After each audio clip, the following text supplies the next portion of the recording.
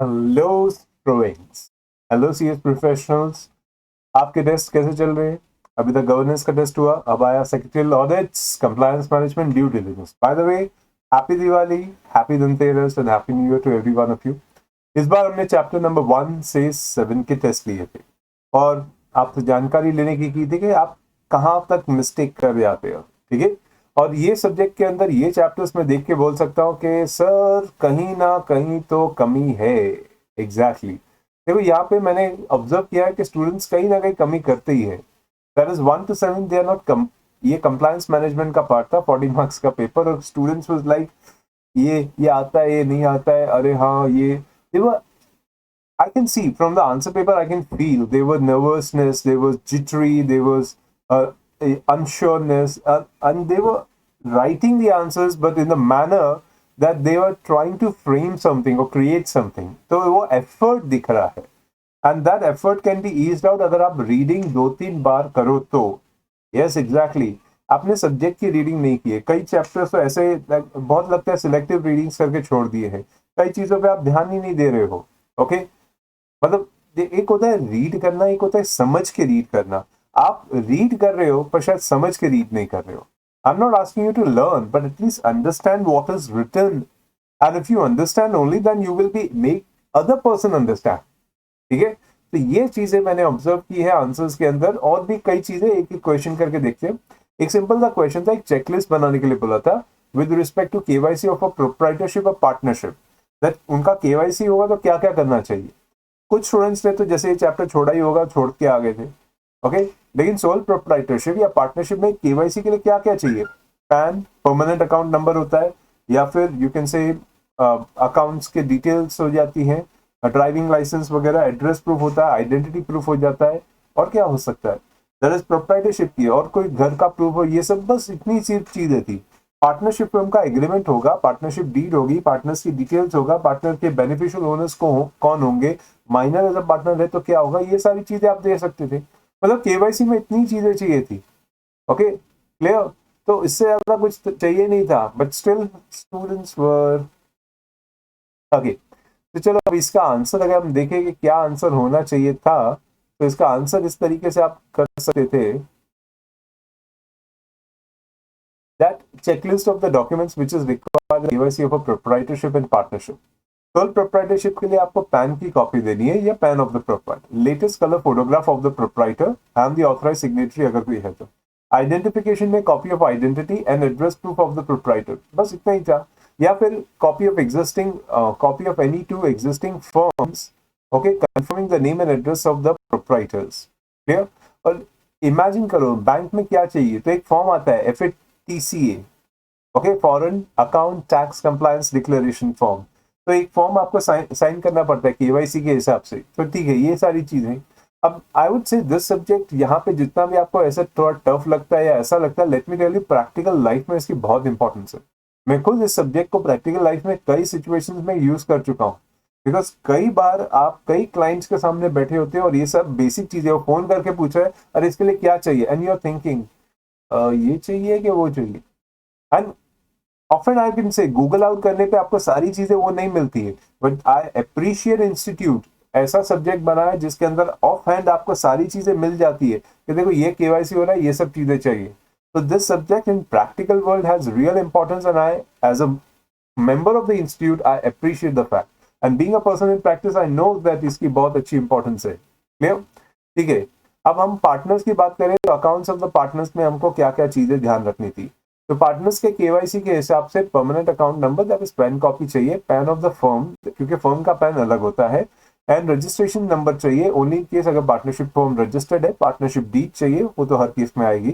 Copy of existing proof confirming the name and address of the firm, beneficial owner declaration जैसे मैंने बोला था with the name of address of the partners, then FATF declaration होते हैं। Okay, FATF declaration जो रहते हैं वो सारे चाहिए, एंड लेटेस्ट कलर फोटोग्राफ्स चाहिए, and copy of identity and address of the authorise signatories, ये प्रोवाइड करना जरूरी है। ठीक है, ये बेसिक चीजें आपको जो देनी चाहिए थी। और स्टूडेंट्स ने कुछ ने आंसर लिखा, कुछ ने नहीं लिखा, तो ठीक है, चलो आंसर आता था लिख दिया, नहीं आता था नहीं लिखा, वैसा हुआ।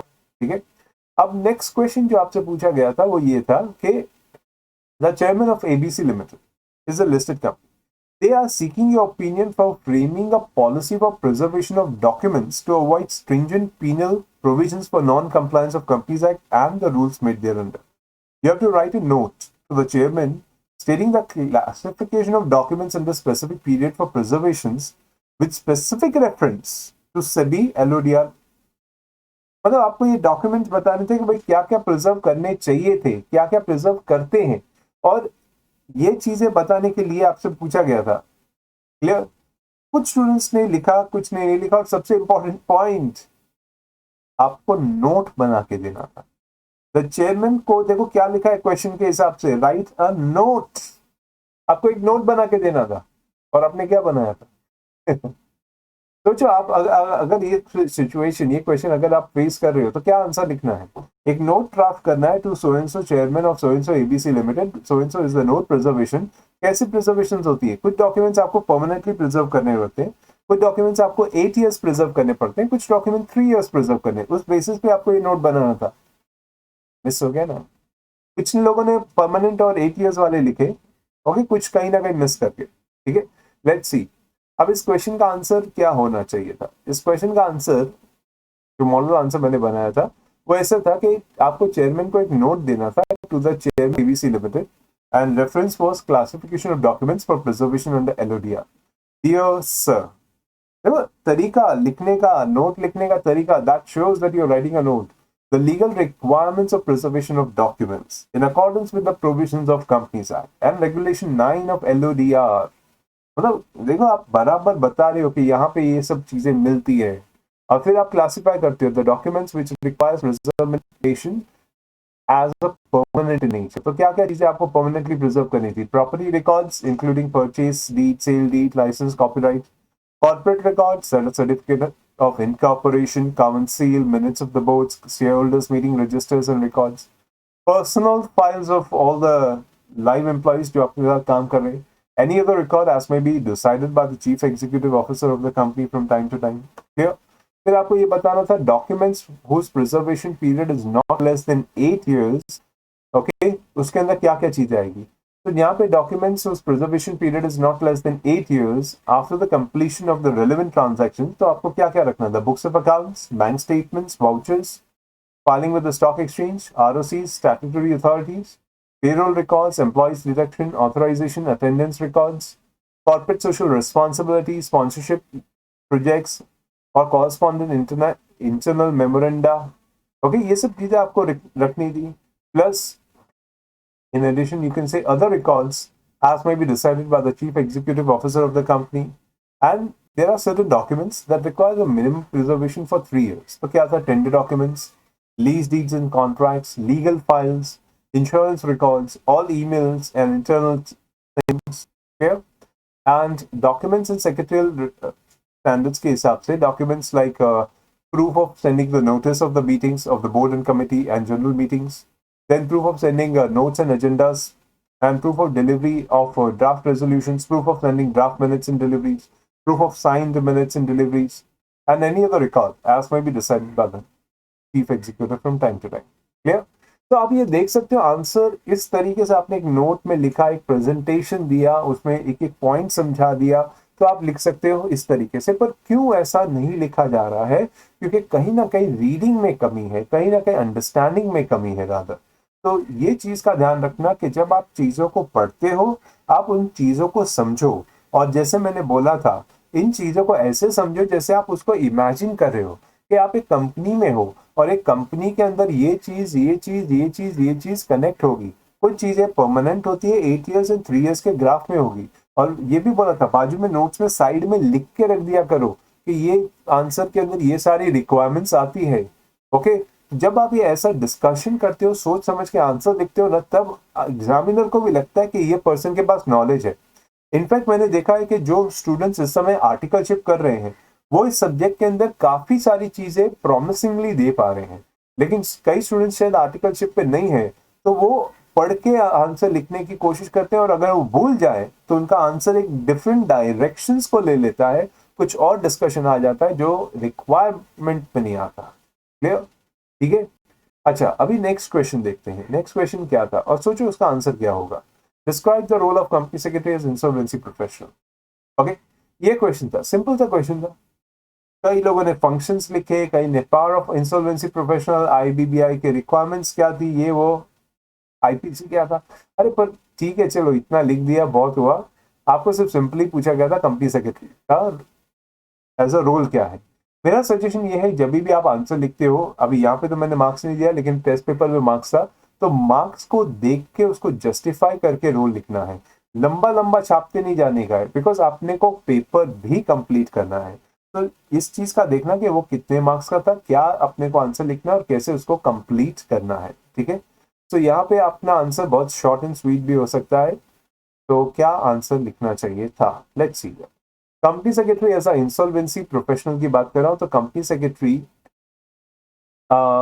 having passed the necessary examination, possessing the prescribed 2 years of experience, enrolled with insolvency professional agencies, registered with IBBI, they can become insolvency professional. They can take up the matters of corporate insolvency resolution process as interim resolution professional or a resolution professional. They can take up voluntary liquidation. They can act as an authorized representative for any class of creditors in the meeting of committee of creditors.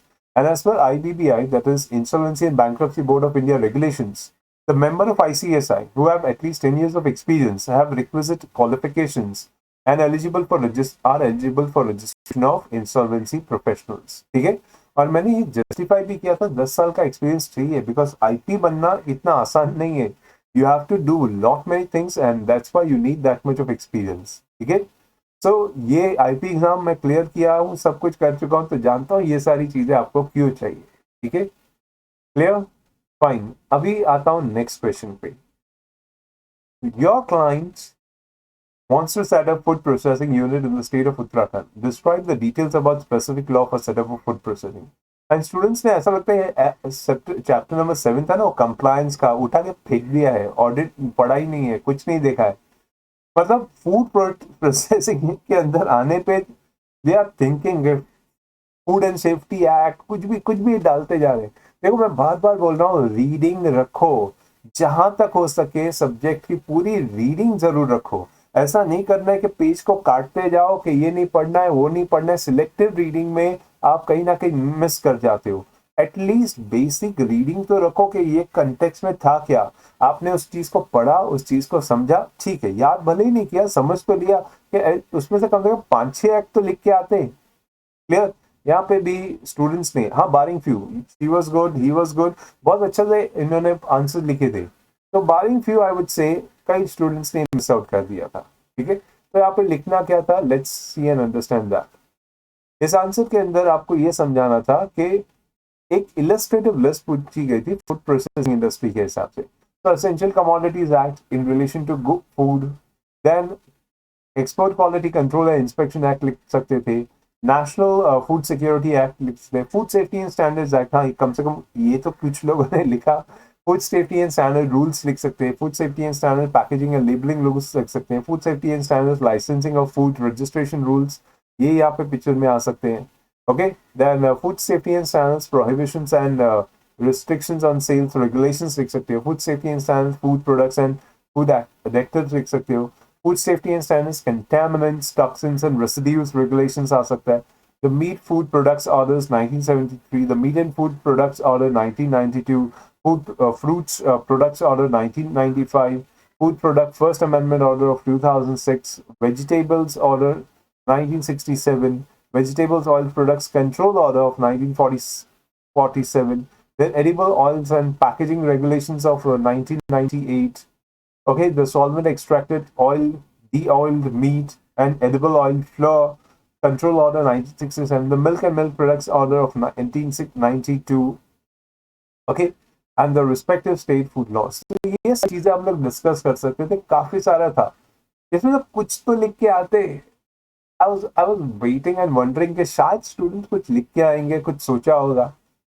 एक food safety बराबर था, एक essential commodity, ये दोनों के बाद सब blunder था।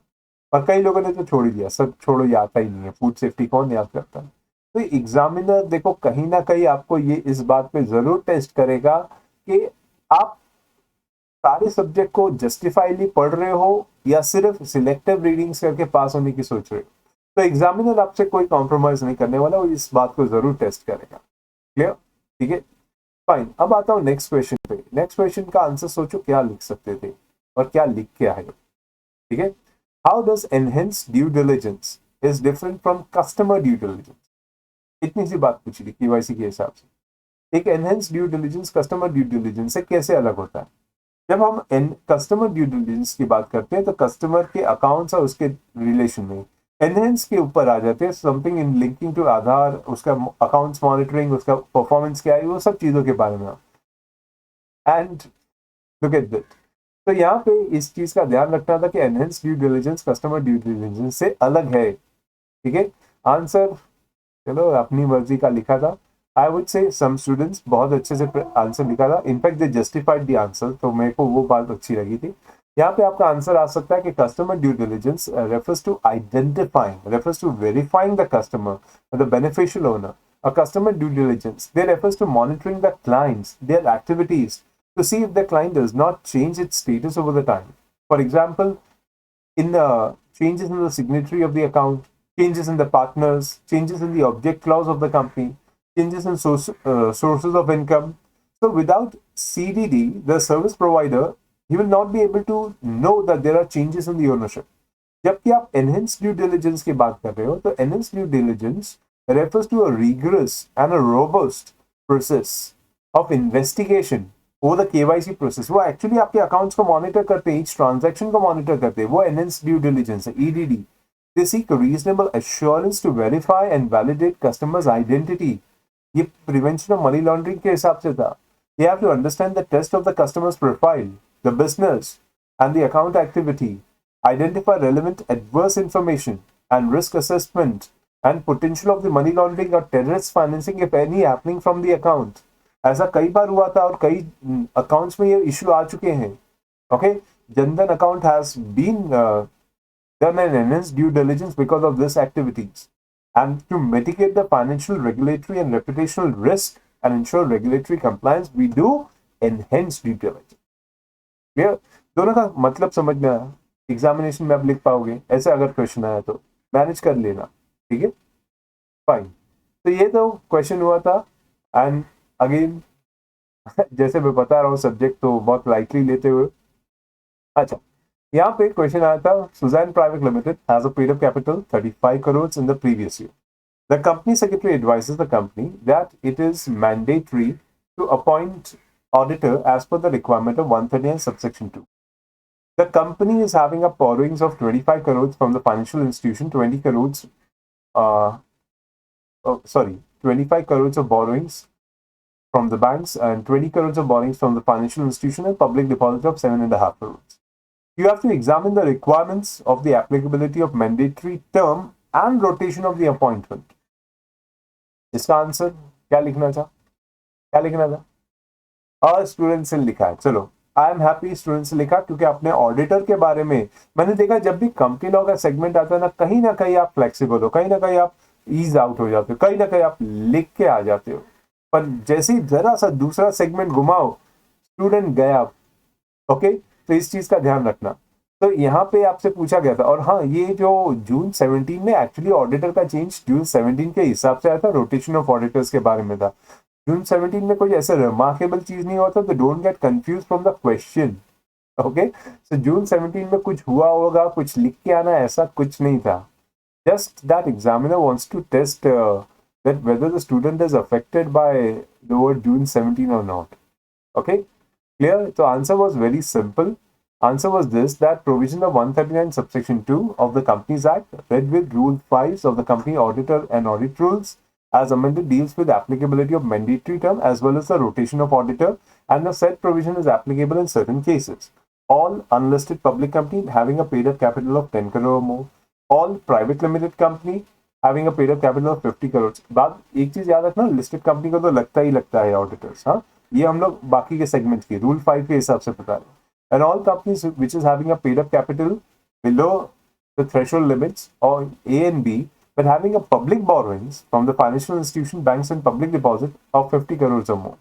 अब आपने given example में जो चीज थी, that is Sudan Private Limited, they will be covered under provision C, okay, clause C के हिसाब से, and therefore it is mandatory that they have to appoint and rotate the auditor under section 139 subsection 2. बस इतना ही था, इतना ही था, ओके, इतना भी दिल से काम कर दो बहुत हो जाता, ठीक है, क्लियर? आई बिलीव अब समझ में आ रहा है आंसर लिखना क्या है, कैसे लिखना है, ओके, सोच के लिखना है, समझ के लिखना है, और प्लीज ध्यान से लिखना है, ठीक है? अच्छा, नेक्स्ट क्वेश्चन देखते हैं, चलो ये वाला भी देखते हैं क्या लिखना था. You have been engaged as a practicing company secretary by XYZ, unlisted company जिसका turnover 75 crores, for certification of annual returns of the company for the year 1920. The annual return is signed by Chief Executive Officer of the company. ठीक है, चलो sign है. And state the provision of the Companies Act and the rules made thereunder as to the signing and certification. अच्छा, कौन कौन sign कर सकता है वो पूछा है. And is it mandatory to file the annual return if the annual general meeting is not held in a particular year? तो इस क्वेश्चन में दो क्वेश्चन छुपे हुए थे. ओके, आंसर्स अच्छे से लिखे, आपको टॉपिक आपको क्वेश्चन समझ में आ गया था कि साइनिंग के बारे में पूछा गया है और फाइलिंग के बारे में पूछा गया है, तो काफी हद तक सेटिस्फैक्टरी था. एंड स्टूडेंट्स को ये प्रोविजन मालूम है, आई बिलीव सेक्शंस तो याद है, क्लियर? एनुअल रिटर्न 92 का सेक्शन है, तो प्लीज ये छोटे छोटे सेक्शंस बहुत मिस किया करो यार, ये अच्छा नहीं लगता कि तुमको जो कंपनी सेक्रेटरी बन रहे हो और अपने खुद के सेक्शन से याद नहीं होते, ओके, क्योंकि 92 तो कंपनी सेक्रेटरी का कोर सेक्शंस में से एक है, ठीक है? चलो, so as per section 92 subsection 1 of Companies Act, read with rule 11 of Companies Management Administration Rule as amended, and every company shall prepare an annual return, इसमें inform MGT 7 as stood on the close of the financial year. ये हो गया हमारा point. फिर annual return is required to be signed by the director and the company secretary, or where there is no company secretary, by the company secretary's practice. ये हो गया दूसरा point. As provided in Rule 11 Sub Rule 2, the annual return has to be filed by a listed company or a company having a paid up share capital of 10 crores or more, or turnover of 50 crores or more, and has to be certified by a company secretary in practice, and certificate shall be in form MGT 8. ये भी आपने समझा दिया कि कहाँ पे certificate चाहिए था. Now, गिवन केस में क्या हुआ था, चीफ एग्जीक्यूटिव ऑफिसर का सिग्नेचर था, बाकी क्या करना था. तो गिवन केस में the annual return is signed by the chief executive officer of the company, which is actually not in accordance with the legal provisions. So as per section 92 subsection 4, annual return has to be filed within 60 days from the close of the annual general meeting. And when no annual general meeting is held, then the annual return shall be filed within 60 days from the date when the AGM should have been held, together with a statement specifying the reasons why the annual general meeting could not have been. बस इतना सा point. आपने दोनों का answer बता दिया कि annual return पे सिग्नेचर किसका चाहिए. MGT 7 क्या होता है, MGT 8 क्या होता है, चीफ एग्जीक्यूटिव ऑफिसर ने साइन किया, वहां पे उसकी कमी थी, और सेक्शन 92 सबसेक्शन 4 के हिसाब से AGM के हो या नहीं हो, एनुअल रिटर्न की फाइलिंग कैसे होती है, ये भी आपने समझा दिया. ठीक है, क्लियर? इस तरीके से आपने आंसर लिखे हैं तो बहुत अच्छा किया, नहीं लिखे तो प्लीज इस चीज का ध्यान रखना. ठीक है, then next question. Okay, what are the disadvantage of electronic records? क्या पूछा गया था, इलेक्ट्रॉनिक रिकॉर्ड्स का डिसएडवांटेज. तुम लिख के क्या आए हो, कंप्यूटर खराब होना, माउस का खराब होना, इंटरनल सिस्टम खराब होना. इलेक्ट्रॉनिक का खराब होना नहीं पूछा था, इलेक्ट्रॉनिक रिकॉर्ड्स का डिसएडवांटेज क्या था. स्टोरेज का डिसएडवांटेज होता है, ओके, फ्लॉपी डिस्क का डिसएडवांटेज होता है, something in terms of electronic records के आप रिकॉर्ड्स मेंटेन नहीं कर पाते, या फिर कोई और चीजों के नीचे पे. और लिखा गया था यार, आंसर तो कुछ भी छापते जाओ. क्लियर? तो फॉलोइंग आर द डिसएडवांटेज. एक तो होता है सॉफ्टवेयर का risk. Software that is storing records in that electronic document management system, they have a risk that system has no longer been supported by the software. तो क्या होगा, company का data नहीं दिखेगा. दूसरा होता है फॉर्मेटिंग का रिस्क. अचानक से कभी देखो आपकी फाइल ओपन होती है और अलग अलग फॉन्ट्स में दिखने शुरू होती है. That's called formatting. So where the things are records as an electronic records, the person run a risk of not being able to read them. That is called formatting a risk. Media compatibility. कभी कभी कोई file आपके computer पे run ही नहीं करती, वो बोलती है you have to download this app. इसको बोलते हैं मीडिया कंपैटिबिलिटी. तो अगर आपकी फाइल मीडिया कंपैटिबल नहीं है तो वो आपके कंप्यूटर आपके पोर्टल पे रन नहीं करेगी. इसको हम लोग मीडिया कंपैटिबिलिटी के नाम से जानते हैं. क्लियर? तो होता है रिलायबिलिटी. रिलायबिलिटी का क्या था, कभी कभी आपके वाइटल इंफॉर्मेशन जो होते हैं ना, वो प्रॉपर्ली इमेज आउट नहीं होते. It's a good idea to have that most vital documents image, and you have to keep a paper copy also sometimes, because कई बार कंप्यूटर का डेटा रिलायबल नहीं होता, चेंज कर दिया किसी ने, at least you have a copy. दूसरा होता है portability. Portability is a digital image. It's very easy to misplace और एक्सीडेंटली डिलीट. और कई बार पोर्टेबिलिटी में प्रॉब्लम क्या होता है, डिजिटल इमेज को कई लोग टैंपर भी करते हैं, तो one has to be very careful about that. It can be duplicated और transported. And what about conversion expenses, that is एक डेटा को पेपर फॉर्मेट से image format and image format से दूसरे फॉर्मेट पे कन्वर्ट करना. So the labor, the documents, the time that goes into that is another kind of expense or risk which is associated or disadvantage of electronic records. Clear? ये part आपको discuss करनी थी. क्या लिख के आए थे, क्या लिख सकते हो, क्या सोच रहे थे. ओके, तो इलेक्ट्रॉनिक रिकॉर्ड्स का इसलिए मैं बोला मॉड्यूल्स के अंदर के सारे पार्ट्स को एक बार अच्छे से दिल से एक बार अच्छे से पढ़ के जाना, या एक बार अच्छे से ओवरव्यू करके जाना, या इसमें लिखा क्या है. मतलब एग्जामिनेशन में ऐसा ना करो कि आप ब्लंडर करके आ जाओ, कुछ भी लिखते जा रहे हो. तो इन चीजों का ध्यान रखना. प्लीज अपने मॉड्यूल को, पूरे मॉड्यूल को एक बार अच्छे से ओवरव्यू करना, एक बार अच्छे से देखना, समझना कि लिखा क्या है. Clear? Okay, then this was another question, question 5B. Okay, XYZ Limited having a paid-up capital of 10 crores as on 31st March 2020, whether the company is required to appoint company secretary in the company for financial year 2020-2021, and what would be answer if the said XYZ Limited is a private company. Explain the relevant provisions regarding appointment. अगर आपको याद है, ये provisions जो है ना, ये recently change हुआ है. इसमें थोड़े बहुत चीज, जैसे वो 5 करोड़ की लिमिट 10 करोड़. मैंने स्टूडेंट्स के आंसर में देखा अभी भी 5 करोड़ लिख के आए हैं, अभी भी 5 करोड़ लिख के आए. मैंने बोला भी था कि याद रखना प्रोविजंस चेंज हुआ है, तो एग्जाम में इस चीज का ध्यान रखना. और वो आपको एप्लीकेबल है दिसंबर के लिए. 1 अप्रैल 2020 को चेंज आया था, तो प्लीज इस चीज का ध्यान रखना. ओके, अभी क्वेश्चन के हिसाब से अपना आंसर क्या स्ट्रक्चर करना था. अपने को कंपनी सेक्रेटरी की अपॉइंटमेंट की बात करनी है, वो अपॉइंटमेंट सेक्शन 203 के हिसाब से आ जाएगी, बराबर. तो सेक्शन 203 कंपनीज एक्ट और rule 8 of companies appointment and remuneration rules आ जाता है. Every listed company and every other public company which is having a paid up share capital of rupees 10 crore or more is required to appoint a whole-time company secretary, managing director and CFO. ये हमने section 203 की. Further rule 8A की बात करें तो in every private company which has a paid up capital of 10 crore or more shall have a whole-time company secretary. ये हो गया है. पहले लाइन दूसरी थी. Okay, clear? So hence I can say that XYZ is a public company. If XYZ is a public company, they have to appoint whole-time company secretary. उसके लिए तो बात ही नहीं होती. But as on 31st March 2020, if XYZ is a private company, then it has to appoint a whole-time company secretary if the paid-up capital is 10 crore or more. Okay, as per rule 8. तो यहाँ पे उसका paid-up capital already 10 crore है, तो उसको appoint करना ही पड़ता है. Clear? समझा? Okay, ये चीज का ध्यान रखना. That was one of the question. और ये चेंज का ध्यान रखना स्पेशली. और नेक्स्ट क्वेश्चन था 6A का. XYZ bank limited. कभी कभी देखो क्वेश्चन पढ़ते हो ना, अंडरलाइन कर लिया करो. बैंक है. Has sanctioned a term loan of 5,000 crore to CTXT Limited. ठीक है. The purpose of the loan is to develop township in 5 smart cities including Mumbai. 30% of the loan amount is to be used for Mumbai only. However, during the verification of the records of the company, it was found that certain land in Mumbai is disrupted area where the Honorable High Court has granted stay till the next hearing. You are appointed as a bank has appointed you as a secretarial auditor for making a search report. What documents has to be inspected? अब देखो पूरे question में आपका main part ये था, आपको documents inspect क्या करने थे विद रिगार्ड टू प्रॉपर्टी.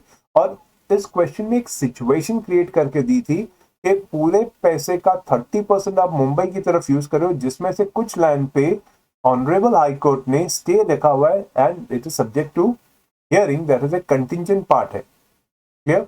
तो इसमें सर्च रिपोर्ट में आपको क्या क्या चीजों का ध्यान रखना था. ठीक है, क्या लिख सकते हैं, सोचो क्या लिख सकते थे. अगर ऐसा क्वेश्चन एग्जाम में आता तो क्या लिख सकते हैं. सर्च रिपोर्ट्स के बारे में पूछा है. ठीक है, चलो इसका आंसर भी देख लेते हैं. तो यहाँ पे प्रॉपर्टी सर्च के बारे में पूछ रहे हैं, तो हमने को आंसर भी इसी के कोरिलेशन में देने का. ठीक है, चलो let's see. So in the instant case, it is necessary that we have to inspect, we have to retrieve the history of the property right from the original of the property to the current date and it provides the documents which help to determine the relevant interest of the property of the owner and other individuals, along with the certificates, agreement to sell, with the intended purchaser containing the details of the mortgage, litigations, conditions, claim affecting the project. ये सब cover करना है. So in the case of property like title search report, following documents has to be seen. Ownership के लिए the status of the ownership, sole or joint documents, deed copy देखना पड़ेगा, recent deed, legal descriptions देखना पड़ेगा कि legal parlance में इस property की nature क्या है, कहाँ तक वो spread करती है. Okay? Then फिर हमको देखना पड़ेगा chain of documents. That is previous owner कौन था, उसके बाद कौन आया, उसके बाद कौन आया, chain of documents. Possession, actual possession आज किसके हाथ में है. Right of way, easementary rights हैं कि नहीं है, कैसे हैं. Leases, there is lease on the property which can affect the property status. Mortgages, encumbrances जिसे बोलते हैं, whether the property has been mortgaged. Tax payment status, detail of tax payment. Bankruptcy search कर सकते हो, report of the bankruptcy. Municipal service lien, then the report of the municipal documents, water, storage, sewer, इन सब का payment बाकी है कि नहीं. Property registration detail, कि property का बराबर से registration हुआ है कि नहीं हुआ है.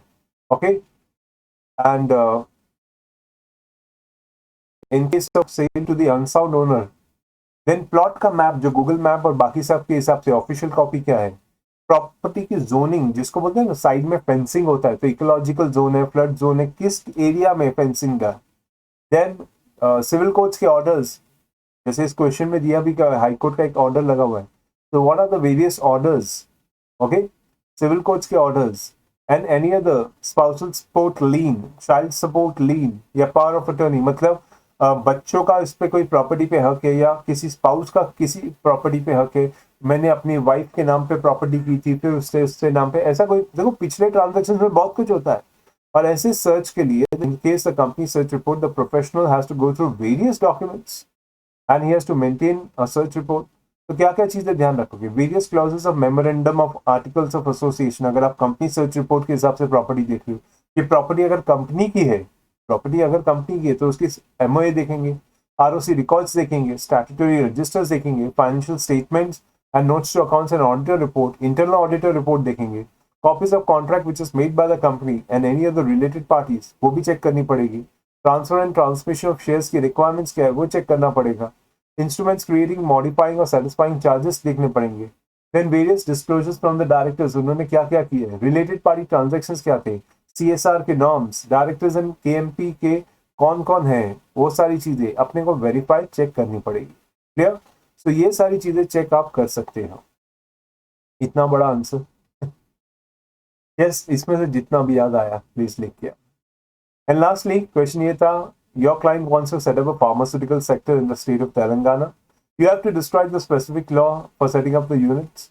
एंड मैं कुछ स्टूडेंट्स को देख पा रहा हूँ कि कुछ स्टूडेंट्स हंस रहे हैं, सर हमको आया था, और कुछ कई स्टूडेंट्स देख रहे हैं नहीं आता, ये हो.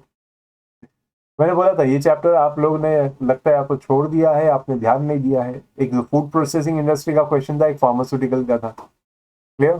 तो चलो क्वेश्चन का आंसर देखते हैं. प्लीज मैं वापस बोलता हूँ, अच्छे से एक बार चैप्टर को रीड करो, पूरे मॉड्यूल को एक बार रीड तो करके देखो है क्या उसमें, सिलेक्टिव रीडिंग के बजाय. क्लियर. तो यहाँ पे हम लोग ये आंसर लिख सकते थे, illustrative list of law for pharmaceutical, the drugs and cosmetic act and amendment of to as amendment के साथ से ड्रग्स एंड कॉस्मेटिक रूल्स होते हैं. फार्मेसी एक्ट है 1948, drugs and medicine magic remedies objectionable advertisements act, पुराने time में चलता था. Then drug magic remedies objectionable advertisement rules है. Narcotic drugs and psychotropic substances act है. Special permits and licence act है. Medicinal and toilet preparations act है. Drugs and price controls के orders होते हैं, including that of essential commodities के.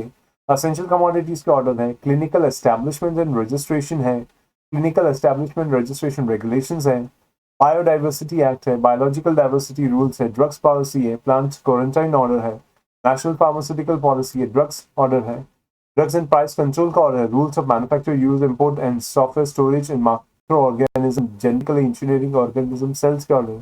मतलब इतना सारा है, कुछ तो लिख के आओ.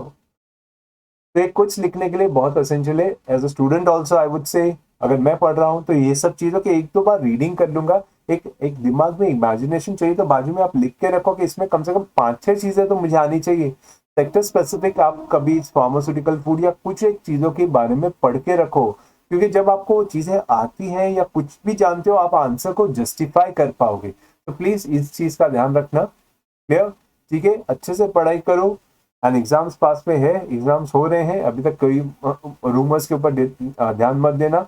ओके, प्लीज अच्छे से पढ़ाई करो और अच्छे से एग्जाम के लिए तैयारी करो। ठीक है, क्लियर? एंड जो भी देखना इंस्टीट्यूट के वेबसाइट पे देखना कि जो भी ऑफिशियल नोटिफिकेशंस आते हैं। ठीक है, clear? All the best and happy Diwali, happy Dhanteras and happy new year again. Bye.